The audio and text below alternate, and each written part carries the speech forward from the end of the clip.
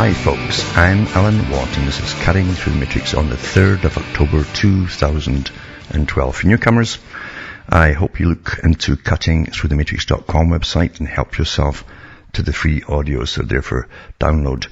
Remember, two of the sites listed on the com site are the official sites. They all carry audios. They all carry transcripts too, in English for print up, of a lot of the talks I've given. And if you want transcripts in other languages, go into Alan Watt Sentinel.eu for transcripts in the ones of your choice. Remember too, you are the audience that bring me to you, because and this is not a business, and I'm not here because I like doing what I do. I'm only here because it was time to come out and basically start and try to turn the whole patriot movement around. There was kind of navel-gazing. They didn't understand the big picture of eugenics, of the world system that was coming into play. And it wasn't just one country involved or two countries. It was a whole planet. It was moving along in an ordered fashion, run by a few at the top, a few organizations, very old organizations. Have had many names down through the centuries. That eventually morphed into the one that is out in the open, which is the Royal Institute for International Affairs. Started up basically by the international bankers of the City of London, in cahoots with Washington, New York, and they also created the CFR, Council on Foreign Relations, and set out a plan basically to build on the old British Empire system of the same kind of standardized system across the planet with free trade, which is really restricted trade. It's only for international corporations only, and for their own big partners, of course, at the top, of course, and also to do with the free movement of labor across the world, and also for the big boys themselves to own all of the resources across the planet. And we're well into this whole path now. This is a century of change, remember? And all the big plans have to come out into the open in this century. And it's already happening, in fact, as we morph in the great transition, as they call it, into this whole system planned a long time ago. So help yourself to all the audios and information. And remember, too, you bring me to you. I'm not backed by advertisers. I don't sell anything outside the books and discs at cuttingthroughthematrix.com. And so I need your support. So if you want to buy them, you can go into cuttingthroughthematrix.com. And from the US to Canada, you can use personal checks, international postal money orders. You can use cash, or you can use PayPal. Across the world, Western Union and MoneyGram. Remember, straight donations are awfully welcome. As I say, PayPal as well. But we are going through incredible changes. And I remember back in the 70s reading articles in the mainstream from the CFR and from their organization in England, London, to do with the global society. And the big players were all there, of course, at this international meeting held in London. And they were deciding who would run the culture for the whole world. Should it be the British system? With their movies and all the rest of it, and the documentaries from the BBC, or should it be from the States, Hollywood, etc.? And they picked Hollywood. And that's all happened.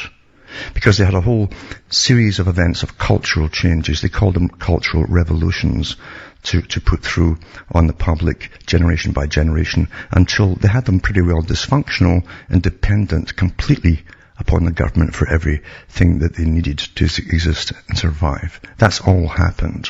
It's all happened in a short span of time. But most folk adapt, you see.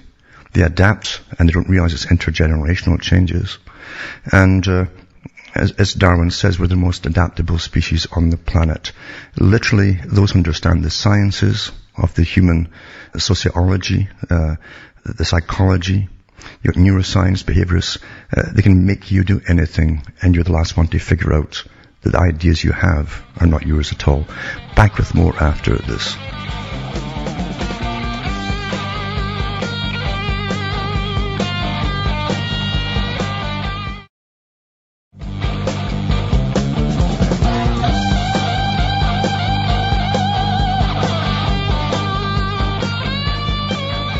Hi folks, we're back cutting through the matrix.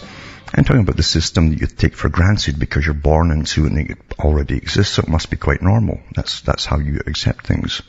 Everyone around you is the same. It must be normal because it's here. If it wasn't normal, there'd be some other kind of system. That's what you think.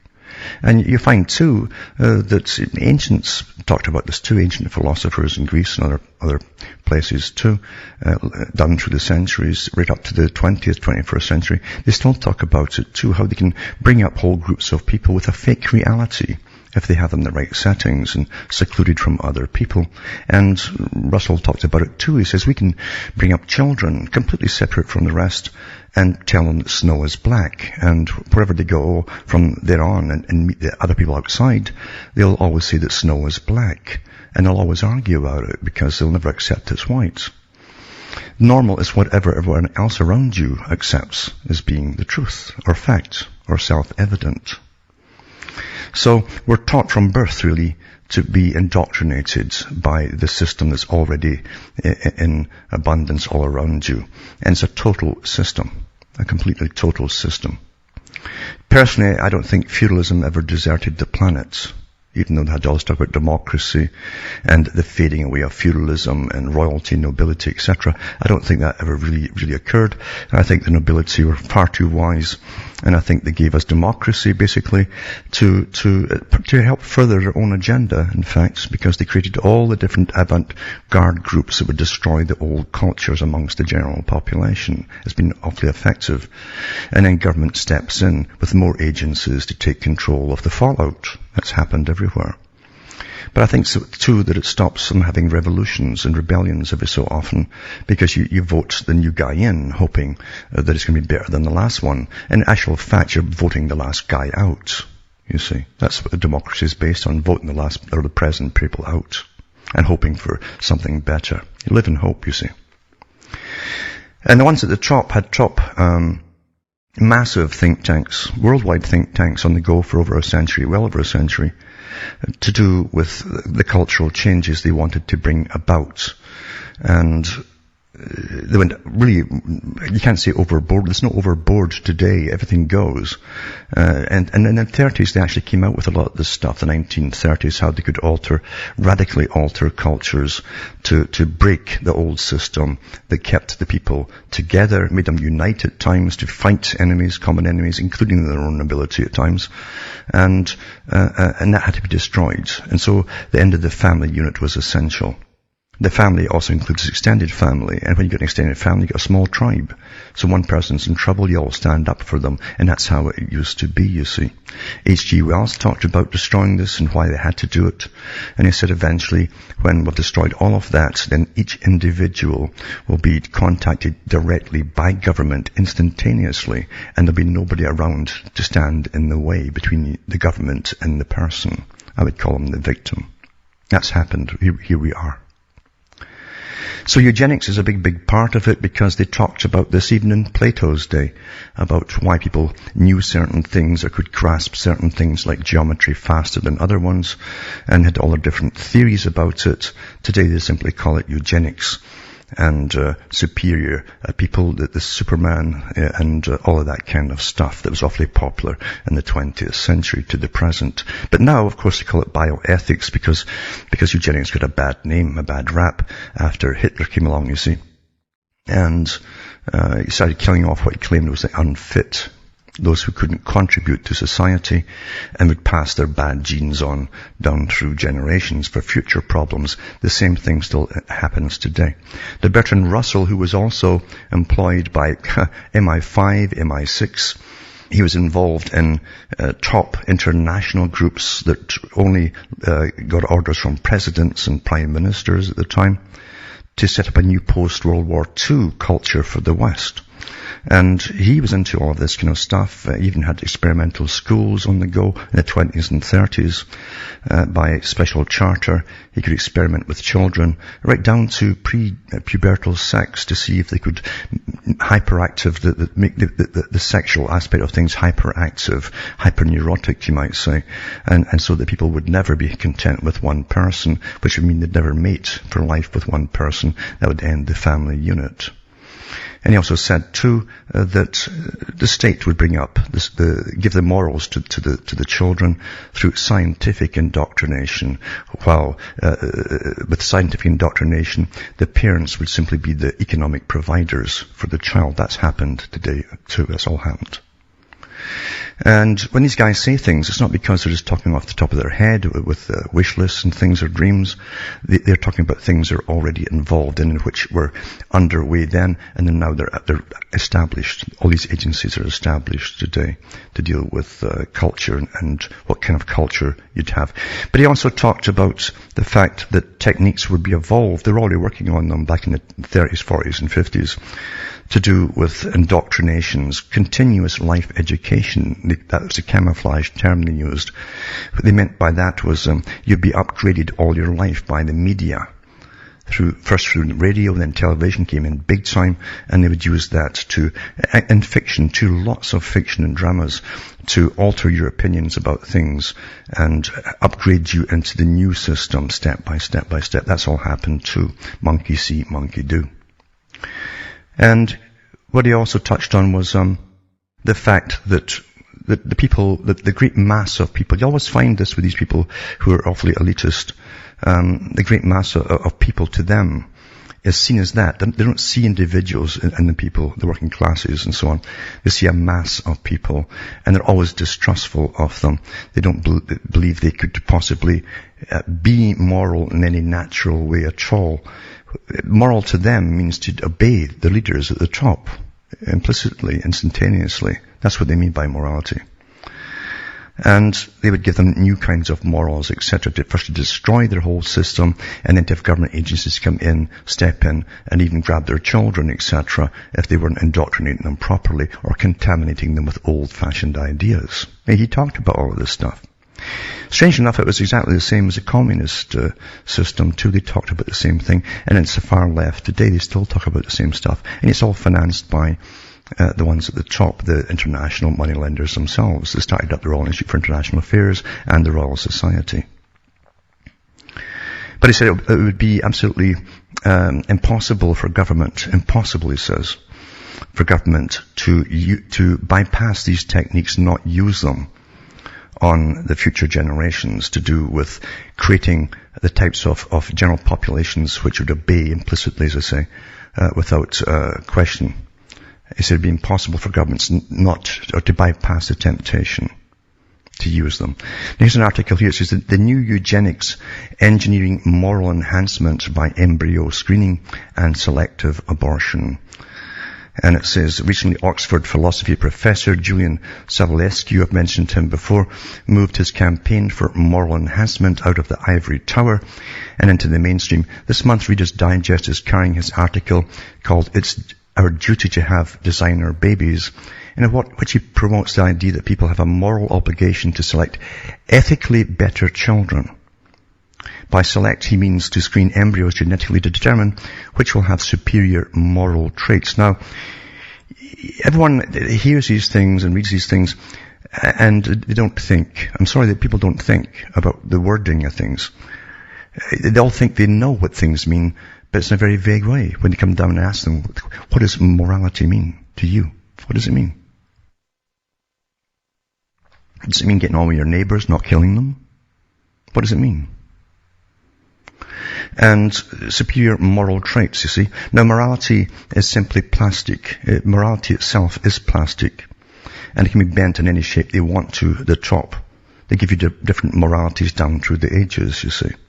But generally you'll find that natural morality has developed by itself and not by scientists or kings or whatever, or priesthoods, to keep everything working without, as I say, killing each other or stealing from each other and so on, causing disruption and chaos. What they're saying here, moral traits, is obedience, quiet obedience, as a workhorse basically at the bottom, and to obey the system, those who rule the system. I've mentioned Charles Galton Darwin so many times, but you've got to read his book on the next million years. It's called The Next Million Years. It says, as a historian, I find this suggestion troubling. They seem to parallel the misguided attempts of the eugenics movement of the early 20th century, which promoted the artificial selection of individuals by controlling reproduction. This led not only to compulsory sterilization laws in many U.S. states, but also to the Nazi campaign to kill the disabled, during which physicians murdered more than 200,000 people. Remember the communists too, they actually killed a whole class of people off. They killed over 100 million, were slaughtered. Because they claimed in their ideology they didn't belong. In his article, Savulescu tries to assure us that the new eugenics that he is proposing is essentially different from the early eugenics movement. The objectionable feature of the early movement, he claims, was its compulsory nature, while the new eugenics is voluntary, he says. Isn't that nice? The crafty sods, eh? He says, however, if Savulescu convinces us that designing moral babies is an obligation, how long will it remain voluntary? In 2008, he was singing a different tune. In an article that Savulescu co-authored, he advocates coercion. He says, if safe moral enhancements are ever developed, there are strong reasons to believe that their use should be obligatory. Like education or fluoride in the water, since those who take them are least likely to be inclined to use them. That is, safe, effective moral enhancement would be compulsory. His recent insistence that moral enhancement would be voluntary might just be window dressing to make his views more palatable. But even if it were voluntary, his proposal to improve the human species morally by genetically selecting the most moral individuals is fraught with problems, both philosophical and practical. And I'll touch on them when I come back after this break.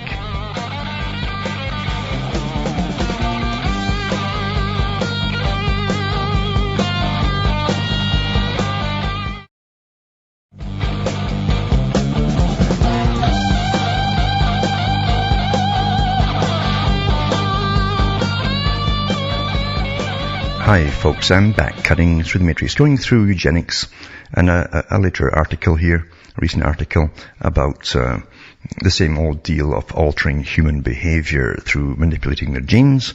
And also, it really has to do with compulsory abortion. It doesn't mention it here, but of course, if they determined your genes are faulty, if this particular gene, in combination with other genes, might just make you antisocial, as they call anybody who complains about government, then down the tube you go, or you're flushed down the toilet. That's it.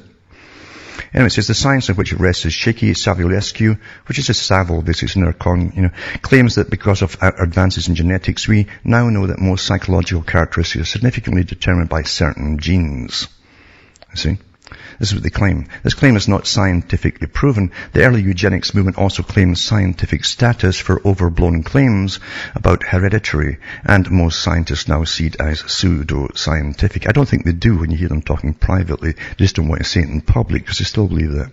Even if some behaviors are biological, they're influenced by many genes. The idea that we can produce more moral humans by choosing this particular gene and eliminating another is simplistic and does not do justice to the real science of genetics.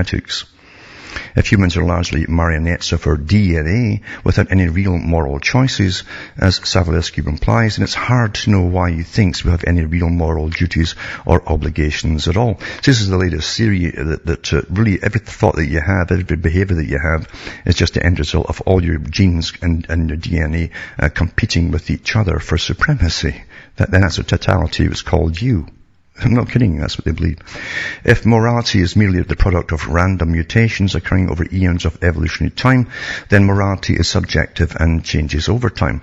The Harvard biologist O.E. Wilson and the philosopher of science Michael Ruse have famously stated that ethics as we understand it is an illusion fobbed off on us by our genes to get us to cooperate. If this is so, then Savulescu's moral imperative, the duty to have designer babies, evaporates. It's an illusion. There's no such thing as moral enhancement because there's no goal towards which to improve. Number three is what specific moral traits should we promote? If both altruism and selfishness are biological traits bequeathed on us by evolution, then what rational grounds do we have to prefer one to the other? Savulescu and I agree that altruism is superior to selfishness, but James Watson, one of the most famous geneticists of all time, advised young scientists to be selfish. Maybe Watson would select DNA to make people selfish, while Savulescu would choose altruistic DNA. Now don't forget, too, you're talking about predators and survival. And remember, going back to Charles Galton Darwin, who was one of the top eugenicists, he also said the same thing, that we, the elites, mustn't alter ourselves. We must remain wild. Now, what he meant was wild and cruel, if necessary, in order to survive, personal survival. They weren't altruistic. You understand? But he says the rest of the public will alter them, he says, because they won't need these survival capabilities, because the state will be making all their decisions for them. That's where we are today. Think about it. Savulescu, ironically, assumes that the very humans in need of moral enhancement will make wise moral decisions about genetic selection. The selection he's proposing is itself ethically controversial because it involves embryo screening and selective abortion. In concrete terms, Savulescu is proposing killing human embryos that are deemed genetically less moral and preserving those deemed more moral. It's just the same old eugenics thing, the ones, the fit and the unfit. You see, so it's all how we classify it depends on who you are at the top, who's making all the decisions. Anyway, he applauds Savulescu's goal of making people more loving and moral. Well, you go into religion, However, this program undermines itself because it strips away the true meaning of love and morality. What it really means is my DNA tells me that I should select DNA that makes people more moral. My response, my DNA does not tell me that. And even if it did, why should I listen to a bunch of chemicals? And ain't that the truth, eh? Ain't that the truth? But this isn't just a little blurb in a paper. This is, again, a professor and from Oxford pushing his stuff because it's a big, big movement on behalf of the elites who run the world. And what they do, just like the top Ivy League universities in the States and elsewhere, they select and recruit they're out of their own, you might say, for the next generation to push these things further and further and further. And believe you me, they will not ask for, and they have never asked in the past for volunteers for all their experiments. The experiments have all been done on most of the public without them even knowing.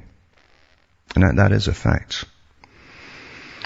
And also, this article ties in with it. It's called Human Exceptionalism. Psychiatric patients are euthanized in the Netherlands. Now, they were the first country to come out with euthanasia. And now they have these vans that can go up to your home. If the local doctors refuse to kill you, the government steps in and bumps you off anyway. Of course, they'll harvest your organs, make a killing as well.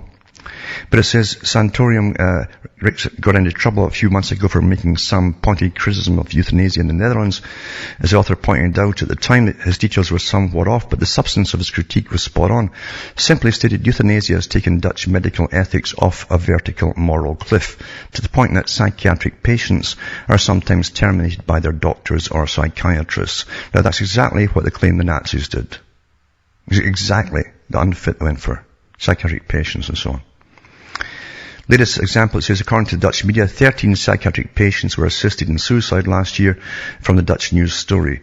A total of 13 patients were helped to end their lives last year, compared with just 2 in 2010, according to new figures from the regional euthanasia monitoring groups. Euthanasia monitoring groups, for goodness sake. This is normal now. Doesn't take long, does it? Once you knock down the pillars, the roof caves in. Back with more after this.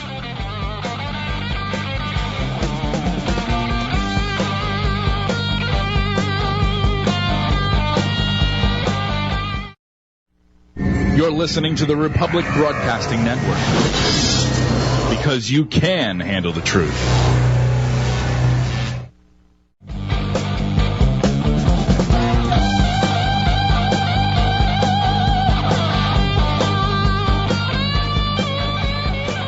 Hi folks, we're back cutting through the matrix and talking about euthanasia and eugenics. And there's so many things on the go right now, all tied together, because we're under the world managers. They have world managers now at the United Nations, covering every aspect of all of this, including overpopulation, as they like to call it, and all the hype they do with unsustainability, etc., etc. Oh, too many elderly, we must kill them off, and all that. They're just article after article being churned out right now as they get the idea through your heads until it becomes familiar to you. And then when it happens in your area, you'll think, oh, I guess they had to. It's normalized, you see. Anyway, it says a total of 13 psychiatric patients were helped to the end of their lives last year, compared with just 2 in 2010, according to new figures from the regional euthanasia monitoring groups. Euthanasia amongst people in the early stages of dementia also rose last year to 49 cases, double of that of 2010. So see, they're going to hit people who are going to cost them cash down the road. You understand that? This is what the World Health Organization is on about right now. And all the so-called environmentalists too. I just watched an article, a little video presentation with some guy labelled an environmentalist. I mean, what is an environmental? We all live in an environment. But anyway, he's on about, the people that's coming down the road are going to be old, it's going to cripple us all, blah, blah, blah, blah, blah. What are we going to do about it? So they're getting you all prepared for euthanasia, folks. Anyway, it says the figures are in line with a general upward trend. The total number of euthanasia cases rose 18% last year to 3,695, and the number of cases has doubled since 2006, the report said. It says, don't expect the media to care while they're owned by the Royal Institute for International Affairs. When they reference Dutch euthanasia, readers and viewers are always assured that medicalized killing is tightly controlled under strict conditions, as the story quoted above does, even if it cites the euthanasia of psychiatric and dementia patients. And it says here, Belgium has also legalized euthanasia, and a medical journal reported one psychiatric patient, as well as several disabled patients, euthanized and then subjected to consensual organ harvesting. So you're profitable too. They can bump you off cheaply and don't treat you at all. That saves them cash, and then they can sell your organs off. The Swiss allows suicide clinics, and its Supreme Court established a right to assisted suicide for the mentally ill. They're all pushing this for the mentally ill. You get a little bit of depression as a teenager, go and bump yourself off. Here's the moral of the story. Once a society agrees that some suicides are good, the categories of the killable never stops expanding.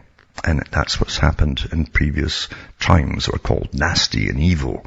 And here we are. But it's all done scientifically now. It's hygienic, Science makes everything hygienic. The term itself. That's how it works. And then, this article here too, a New York organ donor network pressured hospital staffers to declare patients brain dead so they could sell their body parts.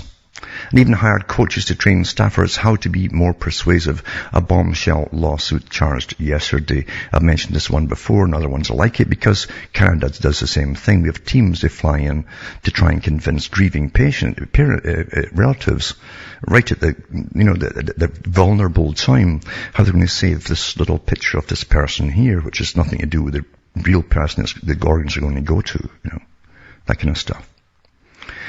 And it says the federally funded non-profit used a quota system and leaned heavily on the next of kin to sign consent forms when patients were not registered as organ donors. The suit charged they're playing God, said the plaintiff Patrick McMahon, 50, an Air Force combat veteran, a nurse practitioner, etc., etc. I'll put that up again tonight for those who want to tie these things in. Now, government always puts itself out as promoted, again, because they have public relations firms working on everything to put over something on you. But, and public relations is the term, remember, for propaganda. But they have massive marketing companies that are PR propaganda firms that will distort perception and make things palatable to you. But anyway, they also try to always show how good and accurate government is, because it's awfully essential to have it all, especially when it's growing like cancers all over the place, just more and more departments. This is Australia. The Australian Health Department withdraws inaccurate anatomy posters. Listen to this one. This is government for you. Leave it to the bureaucrats. The federal health government has been forced to withdraw one of its Aboriginal health posters after it was revealed to contain embarrassing errors about basic human organs. The poster, titled Female Human Anatomy, confuses the stomach with the lungs and incorrectly labels the ovaries as kidneys. It also has an arrow pointing to the intestines, but instead calls it the stomach. The poster also shows two pancreases. That'd be great for diabetics. The poster is part of the government's Living Longer program aimed at improving the health outcomes of Aboriginal and Torres Strait Islander peoples. It was taken down from the campaign's website today. Opposition Indigenous Health spokesman Andrew Laring says the campaign has been severely undermined by the errors. You call these errors? The lack of attention to detail in these posters is an insult to the Aboriginal and Torres Strait Islanders that were the target audience for this material, Dr. Laring said.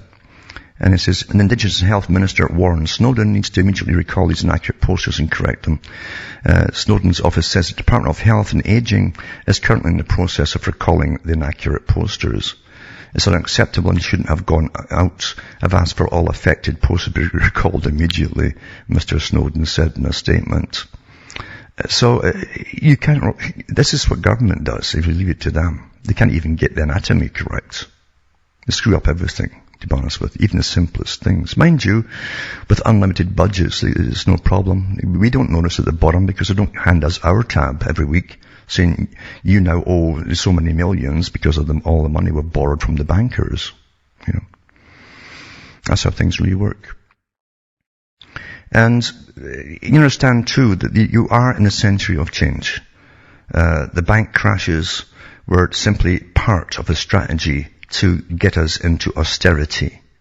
Austerity is to where you have to be taught drastically and radically to consume less, to have no extra spending money. It'll all go in essentials only, and even essentials are going to be awfully expensive, and you'll get less for a lot, and it'll cost you an awful lot more. That's why the big electric companies are not worried about cutting down. No, because they're charging you double and triple and quadruple as you go along.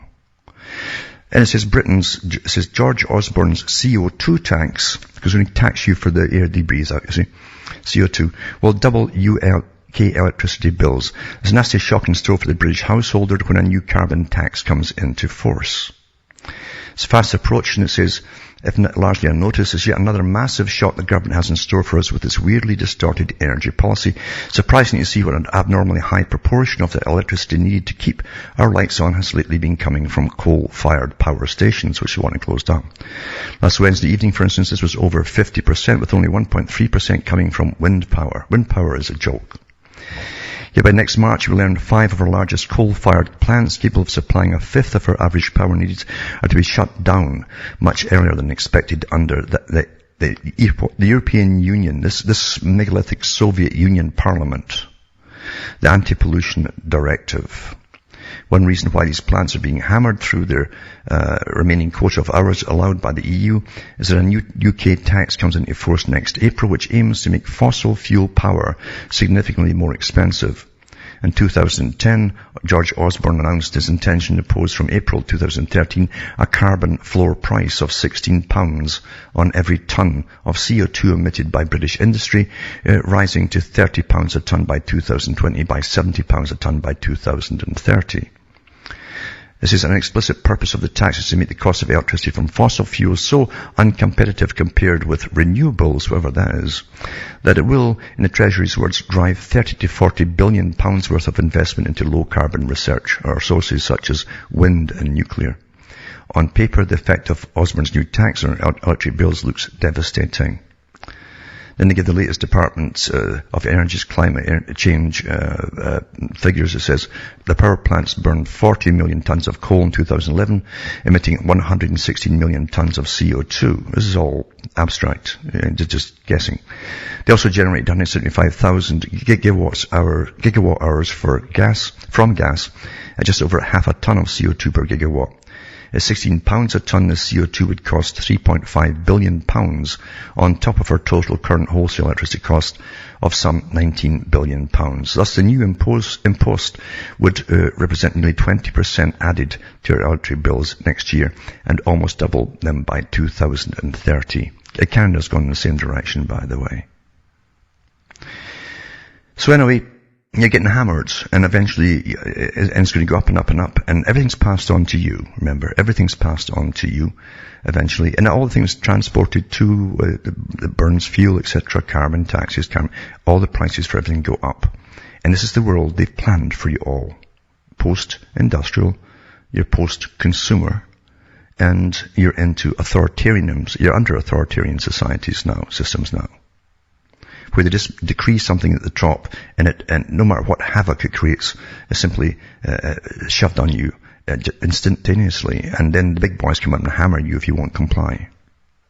You see, it's war against you all. If you don't understand what war is, there's many forms of war. I mentioned too about the banks expanding their goals. I'll put this up tonight again too, because we're at the age and stage where Carol Quigley talks about the central banking systems would all coalesce together under the umbrella of the world banking system and under the Bank for International Settlements. With the dollar and the revolution, central banking, where the Bank of Canada, the US Federal Reserve Board, and eventually the European Central Bank will exert more influence over global economy than government, business, or consumers. I'll put that up again tonight as well for those who want to see it. Now, these fusion centers, as they call all this information gathering center, there's so many of them across the US and Canada and elsewhere, multi-billion-dollar scheme set up intelligence fusion centers after 9/11 and has failed to catch any terrorists, the Senate report reveals, it says. So it says a multi-billion-dollar information sharing network of 7 so-called fusion centers violated Americans' civil rights and failed to produce any valuable intelligence on terrorism, according to a scathing Senate report released Wednesday. What began as an attempt to put local, state, federal officials in the same room analyzing the same intelligence has instead cost huge amounts of money for data mining software, 6,000 laptops, flat-screen televisions, and in Arizona, two $45,000 fully equipped Chevrolet Tahoes that are used for commuting, investigators found. 141-page bipartisan report is an unflinching evaluation of what the Department of Homeland Security has held up as crown jewels of its security efforts. The report underscores the reality of post-9/11 Washington. It says national security programs tend to grow, they never shrink, even when their money and manpower far surpasses the actual subject of terrorism. Much of this money went for ordinary local crime fighting. Disagreeing with the critical conclusions of the report, Homeland Security says it is outdated, inaccurate, and too focused on information produced by the program, ignoring benefits to local governments from their involvement with federal intelligence officials. Because of a convoluted grants process set up by Congress, Homeland Security officials don't know how much they have spent in their decades-long effort to set up so-called fusion centers in every state. They don't know. Who's kidding who? They know. Government estimates range from less than $300 million to $1.4 billion in federal money, plus much more invested by state and local governments. Despite that, Congress is unlikely to pull the plug. That's because whether or not it stops terrorists, the program means politically important money for state and local governments. Well, that's not the reason at all. The reason it's up there, folks, has nothing to do with 9/11. It's for the century of change, and it's for watching and monitoring all of you. Because this is the new system, folks. They had to get it in using 9/11. That's why they had 9/11. That's what it's all about. And it was planned long ago, including all these fusion centers before 9/11 was even hit. All they needed was the Pearl Harbor excuse, right? To get everybody on board with them. An article tonight, too, I'll put up is about, you got to understand that the West, Britain especially, and America, in Canada, had lots of folk fleeing Hitler at the rise of Nazism. Most of them were ardent communists and actually leaders in communist country to promote communism in the countries were heads. And all of them became professors in Canada, the States, and Britain too. This guy says he hated Britain and excused Stalin's genocide, but it was the hero of the BBC, the British Broadcasting Corporation, and the Guardian newspaper, Eric Hobsbawm. It says he's a traitor too. It says, on Monday evening, the BBC altered its program schedule to broadcast an hour-long tribute to an old man who died aged 95 with fawning contributions from the likes of historian Simon Schama and Labour peer Melvyn Bragg. The next day, the left-leaning Guardian filled not only the front page and the whole of an inside page, but also devoted almost its entire G2 supplement to the news. The Times devoted a leading article to the death and a 2-page obituary. You can imagine, given all the coverage, in fact, that Tony Blair and Ed Miliband also went out of their way to pay tribute that the nation was in mourning. Well, the Miliband brothers, their dad taught in university. He was a communist, also flew with the Nazis, and they also had relatives running the Soviet Union. Yet I do not believe that more than 1 in 10,000 people in this country had so much as heard of Eric Hobsbawm, the fashionable Hampstead Marxist who was the cause of all this attention. He'd after all been open in his disdain for ordinary mortals. Now, this guy was attached to the different schools, like the Frankfurt School and so on, that were made up of certain people who also had to flee Hitler. And they had their own school in Germany, and they fled it and brought it set up in Britain and in the States.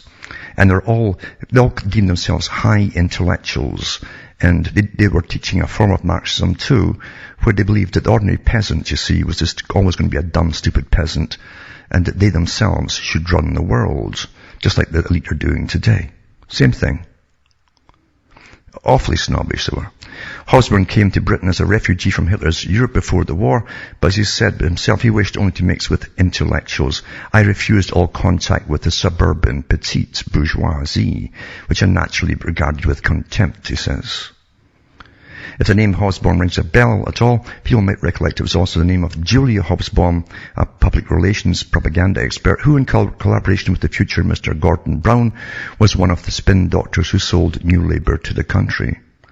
There's a world of difference between the ideology of Julia's sleek modern New Labour ideas and her father's hard-nosed Stalinism, but one of the things they had in common was contempt for ordinary people. And it's more to it, actually. I'll put this up tonight by the way, this link and his Wikipedia page, but there's a certain particular trait a lot of them have in common with each other beyond just communism, folks, that also teaches that everybody else is inferior. Says Hobsbawm took part in most of the extraordinary conversations ever on British television, speaking in 1994 to the author Michael Ignatieff about the fall of the Berlin Wall 5 years earlier. He was asked how he felt about his earlier support for the Soviet Union, if communism had achieved its aims but the cost of, say, 15 to 20 million people, as opposed to the 100 million people it actually killed in Russia and China, would Hobsbawm have supported it? His answer was a single word: yes. This guy's a professor, teaching his crap to future murderers. Back with more after this break.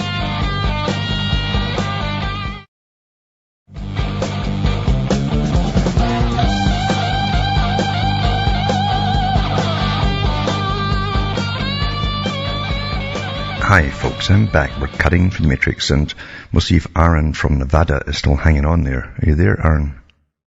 Hey buddy, how you doing? I'm here. Not bad at all. How are you doing? All right, man. Hey, I am wondering, you know anything on this Georgia Guidestones and their 500 million population level was desired and all this stuff? You know, is that legit or what? Yeah, it is. Yeah, it was. All they know is that it was put up by the local Freemasons there, and financed by a guy using a fake name, obviously.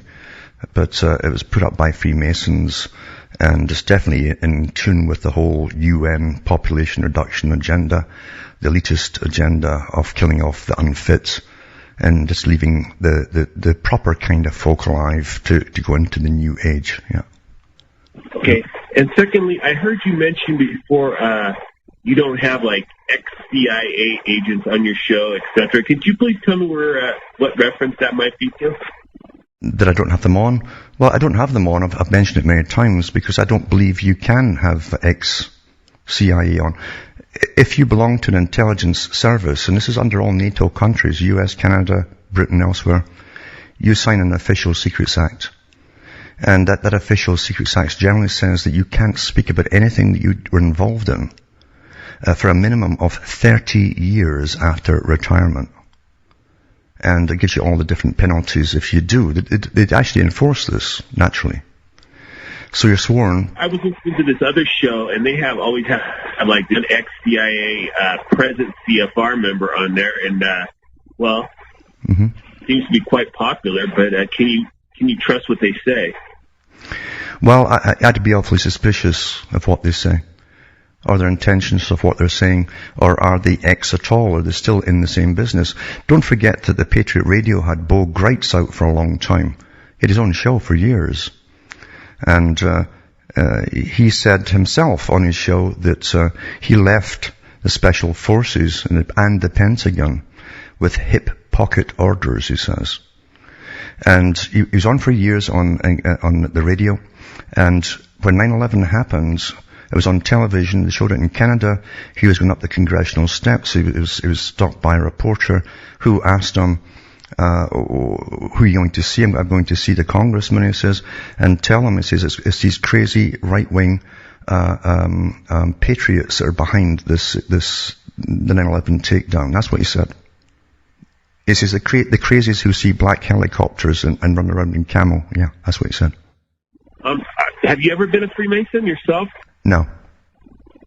That dispels that myth that I heard on the internet. Thank you. Yeah. No, I've never been a Mason. I've been approached to join them. I won't join them. And you don't have to find out all that they're about. There's enough information out there, you know. Well, again, I like your approach. You don't have to pound the table with both two fists in order to get the information out there to educate people. I really appreciate the contrast. Yes, and all I use basically is stuff that's already published, so I'm not making this stuff up. And like the article yesterday was about a mainstream article in Canada. Why are Freemasons pushing this Masonic chip to chip all the children across the country, the US, Canada, and Britain, elsewhere, and their fingerprint and DNA?